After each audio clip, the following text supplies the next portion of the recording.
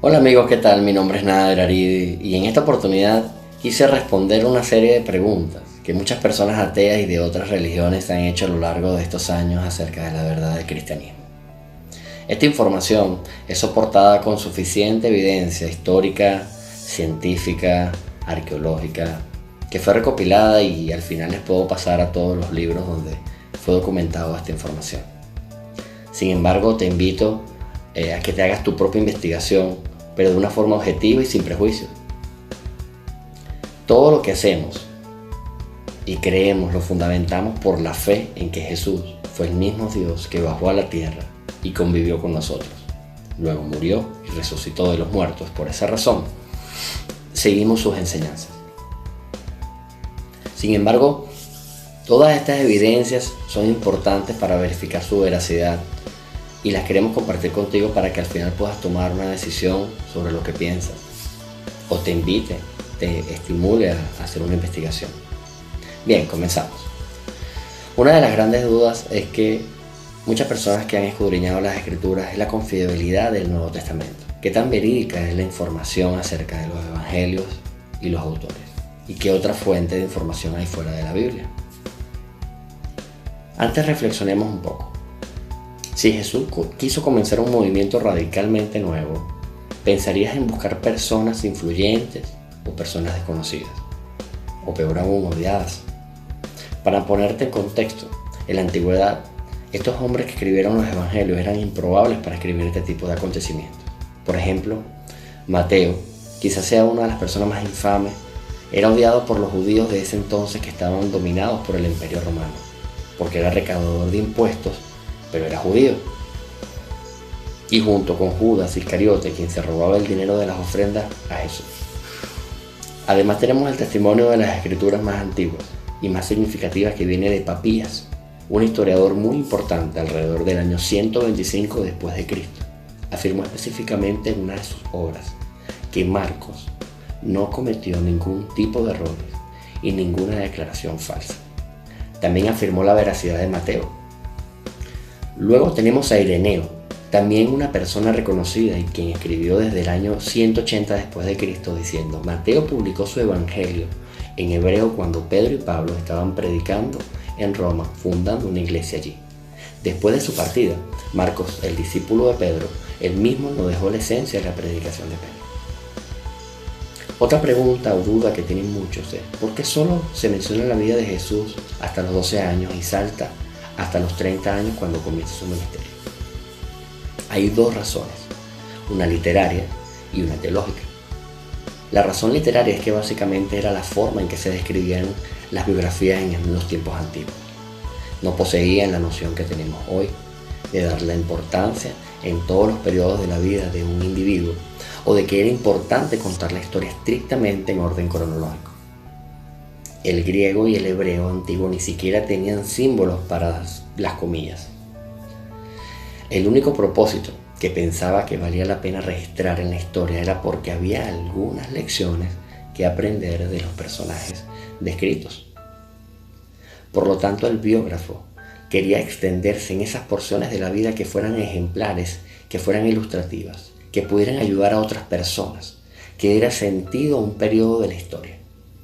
La razón teológica tiene que ver con lo que dijimos anteriormente. Los cristianos creen que por más maravilloso que fuera la vida, las enseñanzas y los milagros de Jesús no tendría sentido si no fuera un hecho histórico. Que Cristo murió y resucitó de entre los muertos y que esto proveyó redención y perdón de pecados de la humanidad. Por lo tanto, Marcos, probablemente el autor más antiguo, dedica a grandes rasgos la mitad de su narrativa a los hechos que condujeron a la muerte y resurrección de Jesús. Dada la importancia de su crucifixión, tiene sentido total en la literatura antigua. Otra pregunta sería: ¿Jesús pudo haber sido una leyenda, un simple maestro o un falso mesías que usaba brujería para sanar? Para tener un panorama más amplio, debemos saber cómo actuaba la comunidad judía para registrar un evento importante. Ejemplo es su misma historia. Son la única comunidad antigua que ha sobrevivido a todas las invasiones, holocaustos, plagas de todos los tiempos y que hoy en día guardan el idioma y las costumbres que vienen desde hace miles de años. Así que teniendo esta información, sabríamos que los primeros cristianos judíos no iban a dejar tan fácil sus creencias y costumbres de miles de años por otro que inventó un simple carpintero. Del mismo modo, tuvieron que asegurarse estos escritores a través de muchas entrevistas de personas que fueron testigos oculares en los hechos que hizo Jesús, respaldado por más testigos buscando alguna incoherencia importante, dado que cualquier creyente judío, al ver algo falso o equivocado, podía formular reclamos serios y no hubiera llegado muy lejos este nuevo evangelio que proclamaban. Lucas, además de ser el médico amado, fue un gran historiador. Hasta hace algunos años la arqueología descubrió lugares en Jerusalén que Lucas mencionaba en sus escritos y tuvo muchas críticas y a la final se dieron cuenta que era cierto. Imagínate la precisión de estas personas. Ellos estaban haciendo un trabajo tan cuidadoso como fuera posible. Ellos afirmaron que Dios de forma única entró en el tiempo y el espacio en la persona de Jesús de Nazaret. ¡Wow! ¿Cuándo se comenzaron a escribir los evangelios? Esta es otra pregunta. Hay muchos eruditos que han hecho publicaciones denigrando el tiempo en que empiezan a escribir los evangelios. Y si contamos que se empezó después que Pablo realizó la mayoría de las cartas, estaríamos hablando que se comenzó a escribir alrededor del año 60 después de Cristo. Pero lo que ellos llaman escritura tardía no es tan tardía. Fíjense, ese año todavía vivían muchas personas que vieron a Jesús resucitado. Y eso da una excelente evidencia que no es para nada tardía, ni menos pensar que por el tiempo que pasó se habían olvidado de hechos importantes. O se habían olvidado de sus frases, o lo pudieron haber puesto más adorno para hacerlo una leyenda. Recordemos que la mayoría de los judíos en el tiempo antiguo tenían una memoria increíble, ya que toda su enseñanza era de forma oral, casi el 80%. Y era escaso el papel o pergaminos en ese tiempo, papiros. Tenían que memorizar todo lo que se enseñaba. De hecho, los fariseos y los escribas eran conocidos por memorizarse todo el Antiguo Testamento. Así que para ese tiempo en que comenzaron a escribir estaba muy fresca y lúcida la memoria de estos escritores. Sumando todos los testigos que aún vivían en ese tiempo, es difícil no haber relatado los hechos con total veracidad. Además, el libro de Hechos parece terminar inconcluso, ¿cierto? Pablo es una figura central y está bajo arresto en Roma. Eso significa que no se puede fechar ese libro más allá del año 62 después de Cristo, dado que Hechos es una obra realizada entre Lucas y Pablo. Y dado que Lucas incorpora partes del Evangelio de Marcos, quiere decir que los escritos son de mucho antes. ¿Cómo se puede autenticar que los evangelios originales del Nuevo Testamento no hayan sido modificados? Esa es otra pregunta. ¿Cuánta evidencia hay de esos evangelios del Nuevo Testamento? Y si coinciden. A pesar de que los manuscritos originales desaparecieron, existe una cantidad de copias sin precedentes. Estos manuscritos son de apenas 2 generaciones a partir de los originales. Y son de 5.664 copias del Nuevo Testamento en varios idiomas antiguos como el griego, el latín, siriaco y cóptico. Para que tengas una idea, si se perdiera todo el Nuevo Testamento en griego, tendríamos evidencia suficiente para armar el Nuevo Testamento con los otros idiomas. Hay copias de un capítulo de Juan que se remonta al año de 100 después de Cristo, es decir, casi que la copia del original. La conclusión de los eruditos en el tema ha sido esta: el Nuevo Testamento no solo sobrevivieron muchos manuscritos que cualquier otro, sino que conservó su forma más pura que cualquier otro libro antiguo, de un 99.5% de autenticidad. Jesús es mencionado en otras literaturas antiguas del momento, como decía llamarse, lo que es la respuesta de aquellos que piden evidencia de la existencia de Jesús fuera de lo que dice la Biblia de él. Aparte, en el Corán se menciona al hijo de María, refiriéndose a Jesús. Hay importantes referencias como Josefo y Tácito. Josefo fue un historiador judío, pero después de la guerra judía romana se hizo amigo de los odiados romanos del entonces y difamaba de muchos solo por tener la protección romana. Entre sus escritos de Jesús solo menciona lo siguiente: convocó a una reunión a Santiago, el hermano de Jesús, llamado el Cristo, los acusó de haber transgredido la ley y los entregó para que fueran apedreados. En una obra llamada Testimonium Flavianum dijo: en aquel tiempo vivió Jesús, un hombre sabio, si en verdad se le puede llamar hombre, por cuanto llevó a cabo obras sorprendentes y maestro de aquellos que aceptan la verdad a gusto. Lo que notamos en estos escritos de Josefo es que no es simpatizante del cristianismo, ya que menciona a un hombre sabio.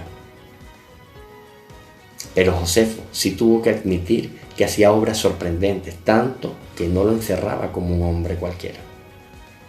Por otro lado, en el Talmud de los judíos se menciona a Jesús como un falso Mesías, que practicaba magia y fue condenado justamente.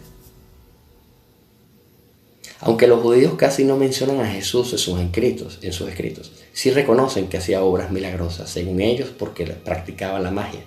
Aunque se puede pensar que no hay suficiente documentación de Jesús fuera de las Escrituras, en realidad es que tenemos mejor documentación histórica que cualquier otro fundador de religión antigua. Pongamos ejemplos claros. De Buda, quien vivió en el siglo VI, recién empezaron a hablar de él en el siglo I después de Cristo, imagínense, 700 años después. Mahoma, quien vivió del año 570 y 632 después de Cristo, sus escritos en el Corán y su biografía comenzaron a verse en el año 767, más de un siglo después de su muerte. Por lo tanto, la situación de Jesús es única y muy notable de mucho que se sabe de él en el Viejo y en el Nuevo Testamento. Otra pregunta sería, ¿realmente el Hijo de Dios o Jesús murió y crucificado? Esta idea de que Jesús no murió crucificado viene del Corán, el cual se escribió en el siglo VII después de Cristo. De hecho, los musulmanes y los budistas afirman que Jesús huyó a la India, donde yace en la supuesta verdadera tumba en Cachemira. Otras dicen que le dieron un líquido en una esponja para desmayarlo y llevárselo vivo de la cruz. En consecuencia, dijeron que la reaparición de Jesús fue algo fortuito y su tumba quedó vacía, porque siguió viviendo. Una evidencia clara es que Pablo, primero llamado Saulo, fue un fariseo perseguidor de la iglesia cristiana, un hombre influyente y radical en sus creencias. Iba a pueblos enteros a matar hombres, mujeres y niños que creían en Jesús. Véase el libro de Hechos a partir del capítulo 22. Y pues su testimonio fiel y real que está en Hechos, en el capítulo 22, y fue Pablo quien confirma el primer credo de la iglesia afirmando lo sucedido, que está en 1 Corintios 15. También podemos poner como evidencia las afirmaciones del Talmud, donde los judíos aclaran que Jesús fue condenado. Podemos avanzar en el tema de cómo fue ese acontecimiento. La noche cuando Jesús lo encarcelaron para castigarlo el día siguiente, usaron flagelaciones, y estas prácticas de castigo eran conocidas por ser brutales y muchos no aguantaban el castigo, sino que morían allí mismo. Usaban látigos con tiras de cuero trenzado con bolas de plomo entretejido y pedazos de hueso afilados. Cada latigazo dejaba graves contusiones y moretones por las bolas y heridas profundas por los huesos afilados. Un historiador llamado Eusebio narraba que las venas quedaban al descubierto y los mismos músculos, tendones y entrañas quedaban abiertos y expuestos, desde escupidas, golpes y apedreadas y hasta azotes. Una vez que sale de las flagelaciones fue llevado a una montaña llamada Gólgota, donde le clavaron estacas en sus muñecas a 2 centímetros de la palma de la mano para poder verificar que no se cayera de la cruz, y en sus pies clavaron estacas de 17 centímetros. Ponían a la persona de forma vertical, de una forma que cuando subieron sus brazos se estirara tanto que se dislocaban sus hombros. Y esto producía una muerte lenta por asfixia, ya que sus pulmones quedaban en forma de inhalar, y para poder respirar tenía que apoyarse de los pies y subir un poco para exhalar y luego bajar y volver a subir para agarrar otro poco de aire. Por eso le quebraban las rodillas, para que la muerte fuera más rápida. Además, los guardias tenían que asegurarse de que los bajaran muertos, y en eso sí eran especialistas, porque si no los mataban, ellos los mataban a los propios soldados. Jesús, al haber perdido demasiada sangre, murió primero y para asegurarse le clavaron una lanza en la costilla hasta llegar a su corazón. Y por eso no le quebraron las piernas. Y también porque estaba escrito, como en la profecía del Antiguo Testamento. Ahora se abre una pregunta.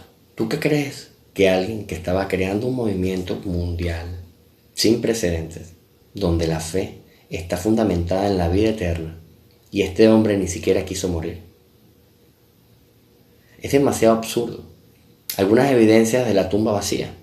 En primer lugar, la tumba vacía está implícita en la tradición antigua que transmite Pablo en 1 Corintios 15, la cual es una fuente confiable de información histórica acerca de Jesús. En segundo lugar, la ubicación de la tumba de Jesús era conocida por los judíos cristianos y no cristianos.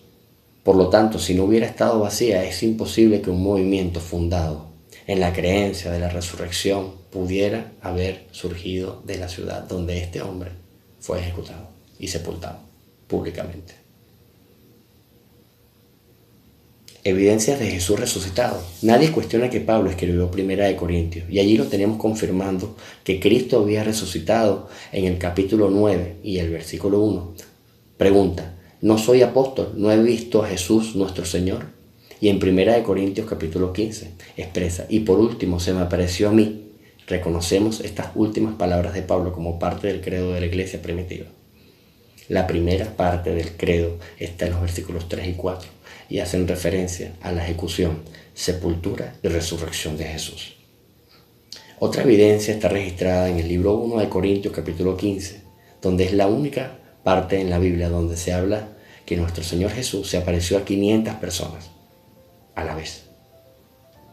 Esto causa muchas dudas a algunos escépticos de la materia y han aseverado que si no están otros evangelios se puede presumir su falsedad.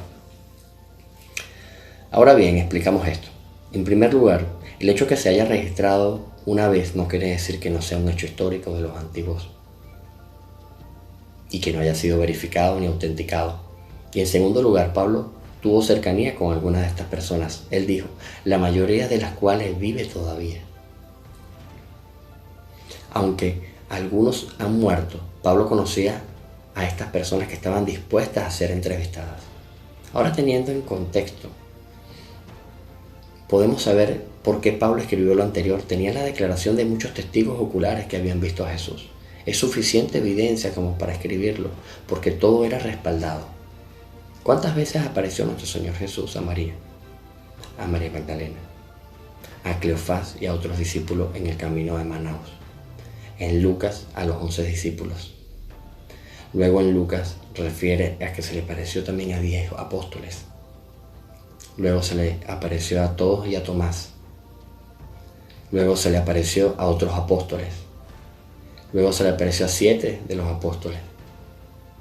Luego se apareció y estuvo con los apóstoles en el Monte de los Olivos antes de su ascensión.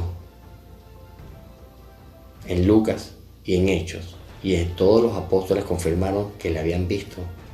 Y en Hechos 2:32 dice, a este Jesús Dios le resucitó de entre los muertos, y de eso nosotros somos testigos. Le confirman a Cornelio en Hechos 10:41 que nosotros comimos y bebimos con él después de su resurrección. La resurrección fue sin duda la proclamación de la iglesia primitiva desde el principio. Los cristianos no adoptaron las enseñanzas de Jesús solamente. Estaban convencidos de que lo habían visto vivo después de su crucifixión. Eso fue lo que cambió sus vidas y dio inicio a la iglesia. ¿Por qué murió Jesús? La mejor explicación es que todos estábamos sujetos a la ley de Dios, la conocieras o no, y nadie hasta ese entonces podía cumplir toda y cada una de las leyes establecidas. Por tal motivo, iban a ser condenados por no cumplir los mandamientos. Estaríamos en pecado, pero Jesús se puso delante de nosotros para ser el cordero de sacrificio, donde caerían todos los pecados del mundo en Él y limpiarnos de los pecados que tenemos y a través de Él alcancemos vida eterna. Amigos, espero que este breve resumen, a pesar de que es largo, pueda darles a ustedes un sentido de curiosidad para que puedan investigar más y ver realmente el significado de la muerte y la resurrección de nuestro Señor Jesús. Muchos creen que existió, otros creen que sí, otros creen que solo fue un maestro, otros creen que fue un profeta, pero la realidad es que fue el único Hijo de Dios que vivió con nosotros y viviremos eternamente con Él en su segunda venida, cuando busque a todo el que cree y hace su palabra. Será llamado discípulo de Jesús. Si no has tenido una experiencia con Jesús, te invito a que la hagas en tu casa, a puerta cerrada, y abras tu corazón diciendo: Señor Jesús, te pido perdón por mis pecados. Te quiero recibir como mi Salvador. Escribe mi nombre en el libro de la vida, en el nombre de Jesús. Amén. Las fuentes tomadas para este estudio se las dejo abajo. Si este video te gustó, compártelo y dale like. Dios te bendiga.